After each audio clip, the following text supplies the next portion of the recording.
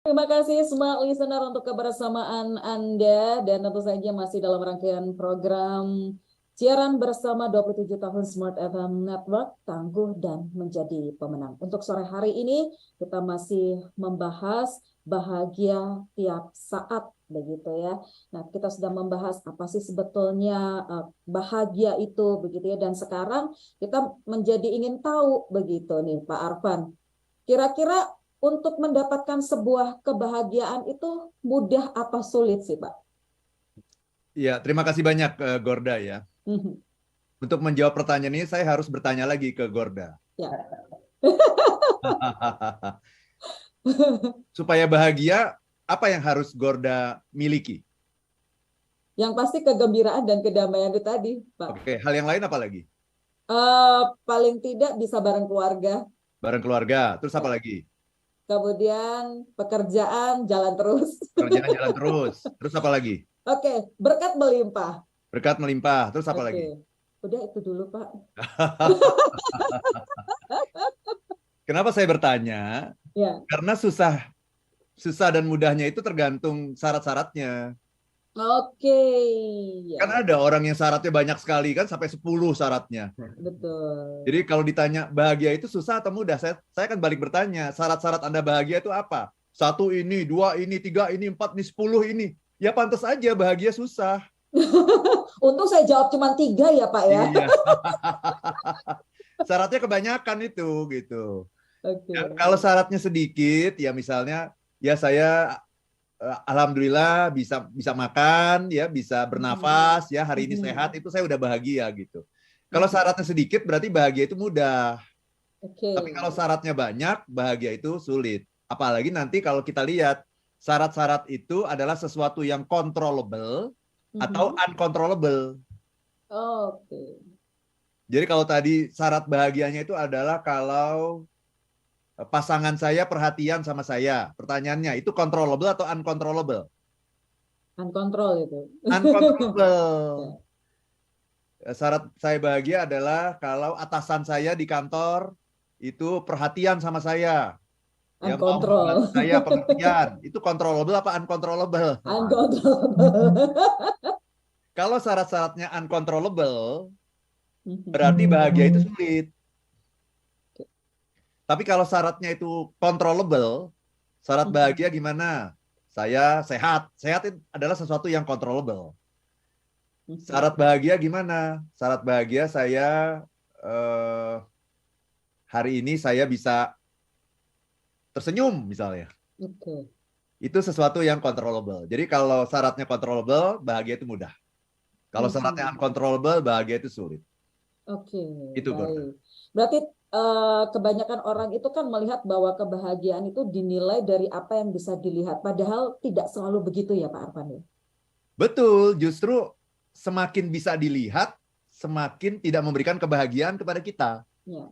Dan kalaupun memberikan kebahagiaan, pasti kebahagiaan itu tidak permanen untuk sesuatu yang bisa dilihat ya. Ya. Misalnya kalau saya punya mobil, maka saya bahagia. Karena itu bisa dilihat, berarti sesuatu itu ada di luar kita. Semakin jelas wujudnya, semakin dia tidak permanen gitu. Itu. Ya, saya bahagia karena saya punya pekerjaan. Itu kan bisa dilihat gitu. Saya punya rumah, itu bisa dilihat. Semakin bisa dilihat, itu semakin tidak permanen kebahagiaannya gitu. Kebahagiaan itu akan permanen pada sesuatu yang tidak bisa dilihat. Jadi sesungguhnya semakin tidak bisa dilihat itu semakin permanen dia. Oke. Karena itu yang paling permanen adalah apa? Tuhan. Ketika kita meletakkan kebahagiaan kita kepada Tuhan, kepada Allah, karena Tuhan itu adalah yang paling tidak bisa dilihat, paling tidak bisa dipikirkan, dan apapun pikiran kita tentang Tuhan itu pasti salah, ya paling tidak kasat mata gitu. Nah itu, semakin tidak kasat mata, maka semakin tinggi level kebahagiaannya gitu. Itu rumusnya, Gorda. Oke, berarti ini saya dapat pelajaran baru ya. Betul. Ini Smart Listener belajar, saya juga belajar ini. Iya dong. Belajar bersama. Jadi pokoknya intinya semakin tidak bisa dilihat, itu semakin kebahagiaan bisa permanen. Iya. Begitu. Semakin bisa dilihat, semakin temporer. Nah, semakin sementara. Ya. Oke, baik. Nah, kemudian bagaimana kemudian kita bisa memperoleh kebahagiaan ini gitu? Karena kan kadang ada dari smart listener itu kadang masih bingung gitu, nggak bisa dilihat. Oh iya, oke Tuhan begitu. Tapi gimana caranya gitu? Cara spesifiknya nih bagaimana Pak Arfan gitu? Ya, terima kasih Gorda ya. Jadi kebahagiaan itu gini, kalau analogi dengan kesehatan ya. Ya. Kesehatan itu salah satunya kan tergantung dari apa yang masuk ke dalam mulut kita ya, Dok ya. Betul ya, Dok ya? Betul. Apa yang masuk ke dalam mulut kita itu kalau kita tidak hati-hati ini menjadi penyebab dari sakit dan seterusnya gitu ya. Jadi kita harus hati-hati menjaga makanan-makanan yang masuk ke dalam mulut kita gitu ya. Itu adalah salah satu syarat untuk bisa hidup sehat. Nah, untuk bisa hidup bahagia sebetulnya sama, Gorda. Kita harus hati-hati menjaga makanan-makanan, tapi bukan yang masuk ke dalam mulut kita. Makanan-makanan yang masuk ke dalam kepala kita. Itu kita harus hati-hati. Karena makanan-makanan yang masuk ke dalam kepala kita itulah yang menyebabkan kita merasa susah, resah, gelisah, marah, kecewa, sakit hati, dendam. Itu semua adalah makanan-makanan yang masuk ke dalam kepala kita. Nah, penelitian dalam dunia kedokteran, nanti kalau saya salah tolong dikoreksi, Dokter Adi. Penelitian dalam dunia kedokteran mengatakan bahwa 70% pasien yang datang ke dokter itu sebetulnya sakitnya bukan sakit secara fisik. Walaupun gejalanya adalah gejala fisik gitu. Hanya 30% pasien yang datang ke dokter itu yang betul-betul murni sakit karena fisik gitu. 70% itu sebetulnya adalah penyakit yang disebut sebagai psikosomatis. Artinya penyakit yang datang dari makanan-makanan yang masuk ke dalam pikiran kita. Itu sumbernya sesungguhnya, Gorda. Itulah yang membuat kita akhirnya sakit gitu. Karena pikiran nih. Ya, pikiran-pikiran yang membuat kita marah, membuat kita cemas, khawatir, panik, galau, dan seterusnya gitu. Itulah yang kemudian termanifestasikan dalam gejala fisik. Sehingga kalau dokter kebanyakan itu, saya kira kalau dokter, kenapa saya bilang dokter kebanyakan? Karena saya menganggap Dokter Abidin ini bukan dokter kebanyakan. Gitu. Dokter-dokter yang kebanyakan itu melihat penyakit itu hanya fisik gitu. Sehingga yang diobati itu hanya fisik. Padahal fisik itu hanya merupakan hilir dari beberapa macam penyakit. Itu fisiknya hanya hilir. Hulunya itu semua adalah pikiran gitu. Nah, dokter yang punya mindset yang komprehensif, dia melihat bahwa antara body and mind itu ada sebuah keterpaduan gitu, yang sangat hubungan yang sangat erat, very strong connection antara body and mind.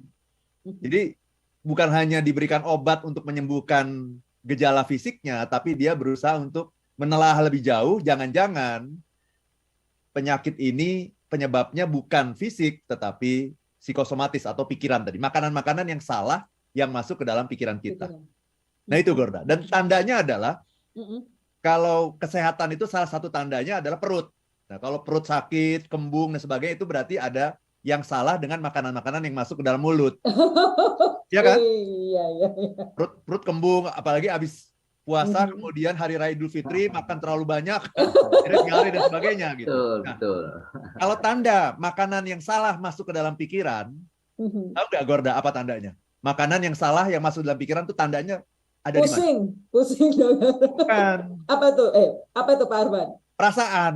Oh, perasaan. Jadi perasaan itu adalah salah satu anugerah Tuhan yang terindah yang diberikan oleh Tuhan kepada manusia, itu adalah namanya feeling, perasaan. Perasaan itu adalah barometer terhadap apa yang masuk ke dalam kepala kita. Jadi makanan-makanan yang masuk ke dalam kepala kita itu nanti akan terrefleksikan dari perasaan. Ketika kita memiliki perasaan-perasaan yang negatif, kita kecewa, sedih, galau, cemas, khawatir, panik, dan sebagainya, itu tanda bahwa ada makanan yang salah yang masuk ke dalam kepala kita. Nah, kalau makanan yang salah masuk ke dalam mulut, tandanya salah satunya ada di perut gitu. Perutnya sakit, kembung dan sebagainya. Kalau ini tandanya ada di feeling, di perasaan kita. Baik. Itu, jadi connect antara pikiran dengan perasaan nih ya. Yes. Baik. Pak Arfan dan Dokter Abidin, kita break kembali. Nanti kita akan lanjutkan di season berikutnya. Dan Smart Listener, jangan kemana-mana, tetaplah bersama dengan kami. Baik, Smart Listener, kita masuk di sesi terakhir untuk membahas mengenai bahagia tiap saat bersama dengan Bapak Arfan dan juga Dr. Abidin. Dan tentu saja tadi kita sudah membahas bahwa kita harus menjaga pikiran kita begitu ya untuk bisa mendapatkan kebahagiaan begitu. Nah, kalau dari sisi kesehatan nih, Dr. Abidin, bagaimana kita bisa mengelola kesehatan begitu ya supaya kita bahagia apalagi masih di usia yang produktif? Ya, jadi kesehatan itu ada seorang pakar Jerman ya mengatakan health is not everything. Kesehatan itu memang bukan segala-galanya. Tetapi without health, everything is nothing. Ketika kita mengabaikan kesehatan dan kalau sampai jatuh sakit, semua apa saja menjadi tidak ada gunanya. Ya, menjadi everything is nothing. Nah, ini kan sebuah temuan yang sangat hebat ya. Menemukan sebuah kalimat sederhana yang bisa membuat orang tergugah dan tergugat untuk bisa memikirkan apa yang harus saya lakukan. Nah, tetapi masyarakat kita ini bukan hanya Indonesia, ya, di mana-mana itu relatif cenderung abai ketika dia merasa bahagia, ketika dia merasa sehat. Padahal semuanya bergantung kepada waktu. Waktu akan menggerus semua yang ada. Waktu akan mengubah situasi yang ada. Nah, apa yang akan terjadi ketika itu tidak kita perhatikan? Para ahli mengatakan begini, sesungguhnya sakit itu sudah dimulai sejak hari pertama kelahiran. Sudah dimulai. Ya. Kenapa? Di dalam teori yang lain dari seorang pakar public health di Inggris ya, Michael Bloom, itu status kesehatan kita itu dipengaruhi oleh 4 hal. Yang pertama dan terbesar 60% itu environment, lingkungan. Di mana dia lahir? Kalau di situasi lingkungannya jelek, air bersih tidak ada, masyarakatnya asalan, katakanlah di daerah kumuh, itu ngefek kepada anak yang dilahirkan tadi. Yang kedua, behavior. Siapa yang behavior di sini? Seperti apa ayahnya? Mohon maaf, apakah perokok yang nggak bisa mengendalikan diri? Artinya begini, kita tidak melarang orang merokok, tapi kalau sampai merokok, sambil gendong bayinya, di samping istrinya, itu di mana rasionalitas dia? Gitu. Itu kan cuma mikirin bahagia sendiri, ya. Padahal bahagia itu harusnya kan dibagi, baru namanya itu totally happy, begitu kan? Nah, apalagi yang ketiga adalah upaya kesehatan. Yang sekarang menteri sibuk sana sini ya untuk memikirkan transformasi kesehatan. Itu cuma 5% pengaruhnya terhadap kondisi status kesehatan. Dan yang terakhir sekitar 3-5% itu adalah genetik yang nggak bisa kita ubah. Kalau dari atas orang tua kita itu punya problem penyakit jantung, punya problem gangguan ginjal, apalagi kalau diabetes, itu sudah hampir pasti genetik itu turun kepada kita. Nggak bisa diputus, ya, hanya bisa dikontrol, ya, dijaga. Nah, kalau dia mengerti situasi ini, dia bisa melawan semua kemungkinan buruk yang akan terjadi nanti. Saya kemarin dapat kabar lagi, ada teknologi baru nih, Mbak Rota.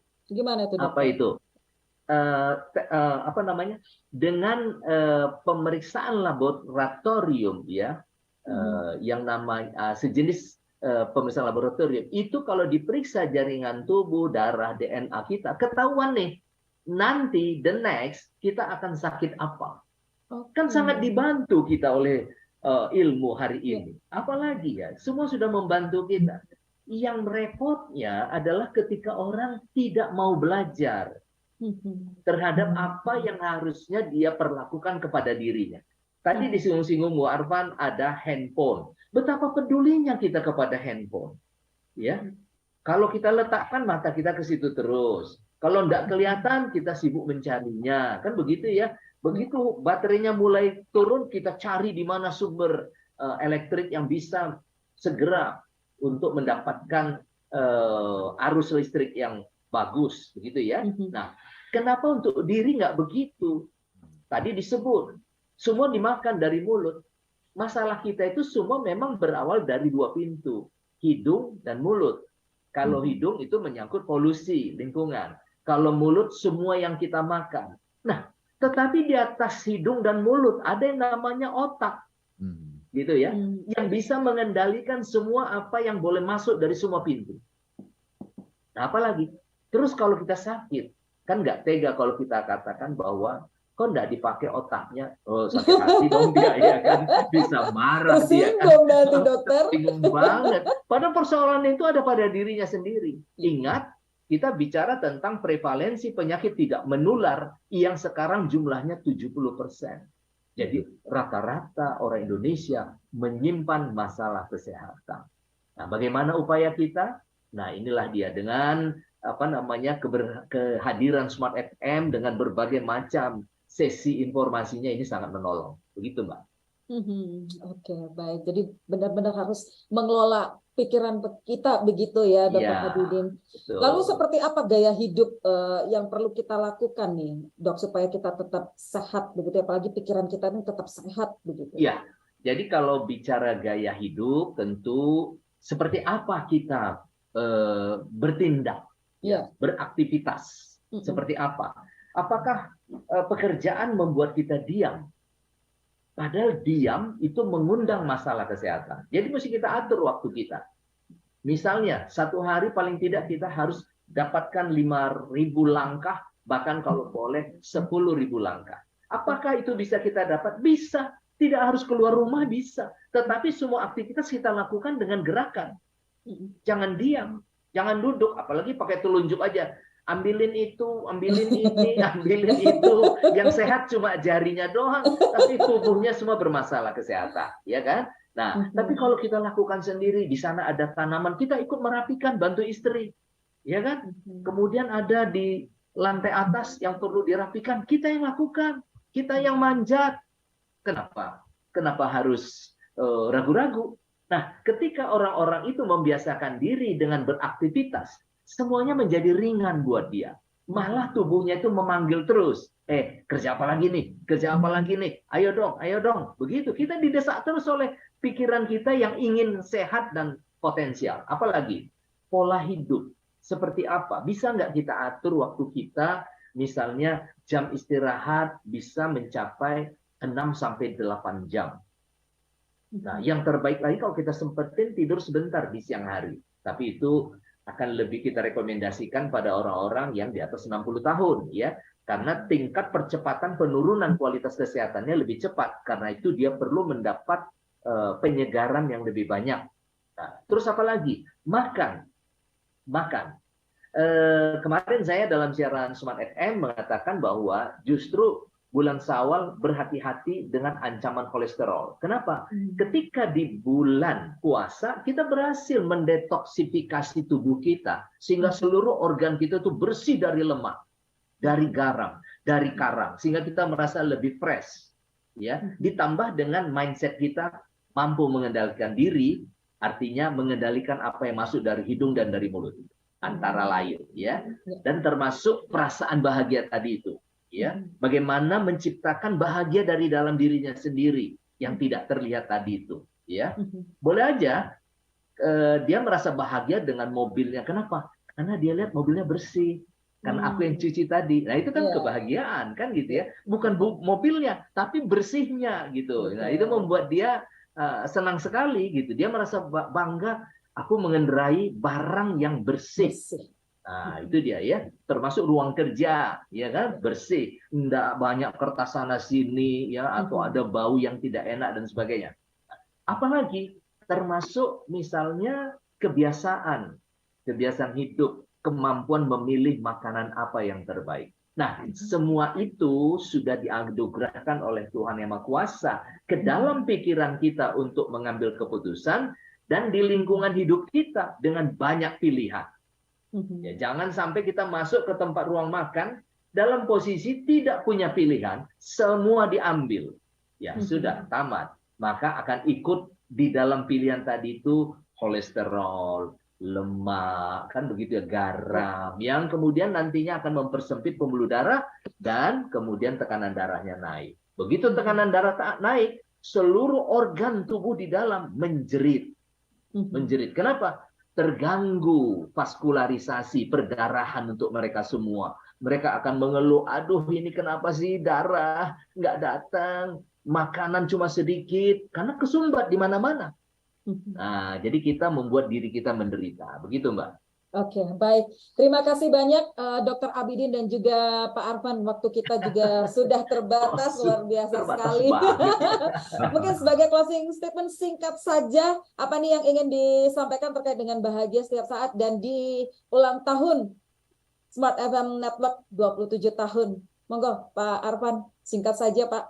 Ya, untuk menjadi tangguh, untuk tangguh dan menjadi pemenang, ya, itu kita perlu kesehatan pikiran, gitu ya, dan juga kesehatan fisik juga ya. Nah, kalau kesehatan fisik itu intinya tadi salah satunya adalah memilih makanan. Kalau kesehatan pikiran ini adalah memilih pikiran. Jadi kita harus melihat pikiran itu, walaupun kelihatannya itu abstrak, tapi perlakukanlah pikiran itu sebagai sesuatu yang konkret gitu. Pikiran itu bisa dipilih gitu. Dan ketika kita memilih pikiran yang benar, maka akan lahirlah perasaan-perasaan yang positif, rasa bahagia, antusias, semangat, optimis, itu karena pilihan pikiran yang benar. Jadi pilihlah pikiran yang benar, supaya kita bisa menjadi seorang pemenang. Oke, baik. Dari Dr. Abidin, singkat saja, Dokter. Ya, jadi dari grup Sehat Selaras, ya, jaga keselarasan, ya, keselarasan antara fisik, psikis, sosial, spiritual, agar kita mencapai kondisi yang tangguh dan bisa menjadi pemenang. Begitu, Mbak? Oke, baik. Terima kasih. Dan saya juga sampaikan terima kasih untuk smart listener yang sudah mengikuti kuis. Selamat saya ucapkan untuk Niken di Surabaya ya. Jawaban program Smart Happiness dan program Sehat Selaras hadir di setiap hari Jumat. Jadi nanti Anda bisa WhatsApp untuk konfirmasi di 08 11 312 889. Saya ucapkan sekali lagi terima kasih banyak untuk Pak Arfan dan juga Dr. Abidin. Salam sehat dan salam bahagia selalu. Yuk. Terima kasih, Dok. Mari. Dan Smart Listener, terima kasih atas kebersamaan Anda di siaran bersama 27 tahun Smart FM Network, tangguh dan menjadi pemenang. Saya Gorda Girlandia, sampai jumpa.